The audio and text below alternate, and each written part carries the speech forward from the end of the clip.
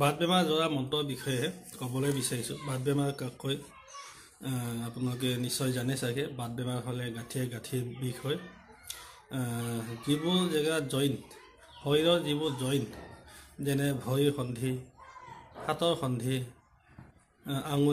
আঙুলিৰ সন্ধি, আঙুলিটো সন্ধি থাকে, সেইবোৰত বিষ হয়, তীব্ৰ বিষ আৰু অসহ্যকৰ বিষ হয়, আৰু তাকে কয় বাত বেমাৰ। আৰু বাত বেমাৰটো আচলতে বয়স হোৱাৰ লগে লগে, বয়স বৃদ্ধি হোৱাৰ লগে লগে বাত বেমাৰ হয়। আৰু বাত বেমাৰৰ কাৰণে বিভিন্ন আয়ুৰ্বেদীয় ঔষধিও আছে, আৰু বন দৰৱৰ সহায়ত ইয়াক সহজে আৰোগ্য কৰিব পাৰি চেষ্টা কৰিলে। কিন্তু তাৰোপৰি মই আজি আপোনালোকক মন্ত্ৰ শক্তিৰ সহায়ত বাত বেমাৰ কেনেকৈ চিকিৎসা কৰিব পাৰি আৰু বাত বেমাৰৰ পৰা কেনেকৈ আৰোগ্য পাব পাৰি সেই বিষয়ে মই আপোনালোকক ক'বলৈ বিচাৰিছোঁ, আৰু মন্ত্ৰটো অলপ আপোনালোকক মই কৈ দিব বিচাৰিছোঁ।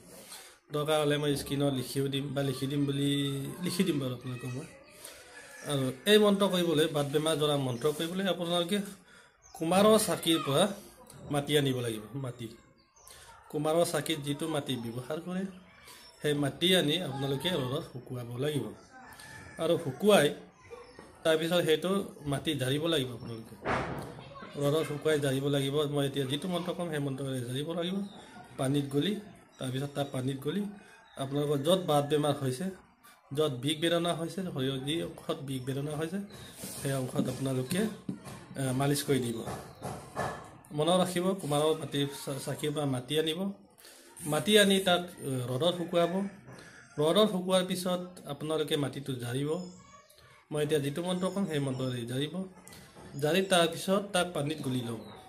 পানীত গুলি লৈ য'ত বাত বেমাৰ হৈছে, যিটো অংশত বিষ বেদনা আছে, সেই বিষ বেদনা হোৱা অংশত আপোনালোকে মালিচ কৰিব। এতিয়া মই মন্ত্ৰটো কৈছোঁ, আপোনালোকে শুনিব। মন্ত্ৰটো হ'ল: কুমাৰেৰ মাটিতে বাত ৰোগ নাশ, তাহাৰ পৰশে হৈ বাত সৰ্বনাশ। নৰসিংহৰ বৰে মাটি হাতে লৈয়া, মনে মনে যায় গুৰু তোমাৰ স্মৰীয়া। আং ৰিং চামুণ্ডে জয়, বাত ব্যথা কৰ্মা ক্ষয়। কাৰ আজ্ঞে ধৰ্ম বাবাৰ আজ্ঞে, কাৰ আজ্ঞে কামাখ্যা মায়েৰ আজ্ঞে। সেই তেনেদৰে আপোনালোকে মন্ত্ৰটো জাৰিব, আৰু মন্ত্ৰটো জাৰিত আপোনালোকে এটা ফু দিব।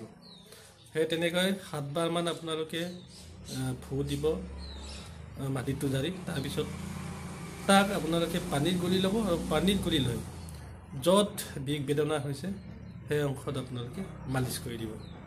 নিশ্চয় মন্ত্ৰ শক্তিৰ প্ৰভাৱত আপোনালোকৰ গাৰ বিষ বেদনা তৎক্ষণাত নাইকিয়া হৈ যাব। মন্ত্ৰটো মই লিখিও দিম, আৰু আপোনালোকে চাই ল'ব। লাষ্টত মই এই ভিডিঅ'ৰ লাষ্টত মই ভালকৈ দি দিছোঁ।